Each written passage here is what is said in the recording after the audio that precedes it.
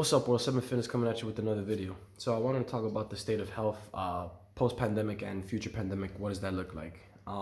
We have to really pay attention to, what's going on with our influence of health. And that's essentially based on social media these days, because that's just what we're spending our time on these devices on. So let's really get down to it. Let's define what's health, because men out here really think that it's getting a 3.5% body fat and then staying that way forever. It's not gonna happen, okay? Not even the bodybuilders stay like that forever. And that's not an optimal or a healthy way of staying at a body fat, okay? It's not benching 315 for 100 reps, man. It's not one arm handstanding and then doing a one arm handstand push-up or some other flexibility feat or some other strength feat that you're seeing or some movement feat.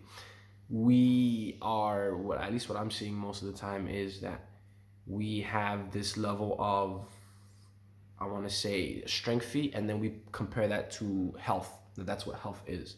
So, or the aesthetic is equals health.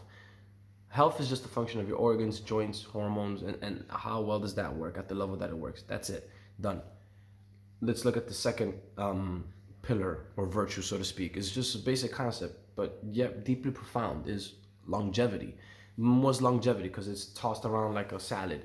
Okay, it's very simple. It's the quality of your life and the quantity of your life. How are you spending that time that you're living? How well do you live your life? How long do you live it? And our programs and training we throw that out the window because of the focus on the aesthetic look of a certain feat of strength. And so again, when you are at the journey of only going for a certain movement or a certain this, that, and the third, it's like, okay, you can lose sight of what actual health is. And so the next thing is fitness. Fitness is just being thrown around everywhere. So what is fitness? Well, it's your capacity and capability to just do something. Can you go up a flight of stairs without dying? Can you walk from point A to point B with, shopping with your bags? Can you operate functionally and normally for your every day-to-day life, right? And a little bit more. That's it. And so, when we see something like a David Goggins or these other tycoons of finances or gurus or things like that, I think we tend to make these huge comparisons, and we don't see how they began sometimes, or we don't appreciate how they began. Or another spin on it is toxic positivity.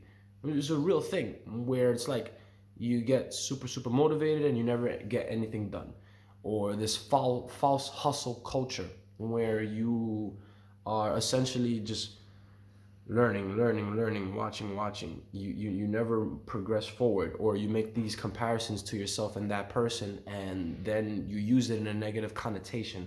Whereas comparing isn't a bad thing. At the end of the day, it's biologically impossible to not compare. If I put up a square here and a square there, and you looked at the squares and I told you what the difference is, or you immediately know that you're gonna look for something, and it's just like that. But at the end of the day, it's just like, you can use the comparisons for something positive, and not nothing negative. So at the end of the day, just make sure that your mind is guarded and that you are actually in control of the thought process in your headspace. So that's it.